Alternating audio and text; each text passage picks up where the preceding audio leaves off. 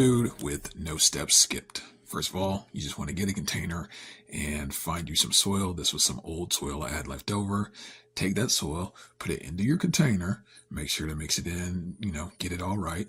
Then from here, all you got to do is find some seeds. For today, we're going to do Bronze Beauty lettuce. Love this lettuce, absolutely gorgeous.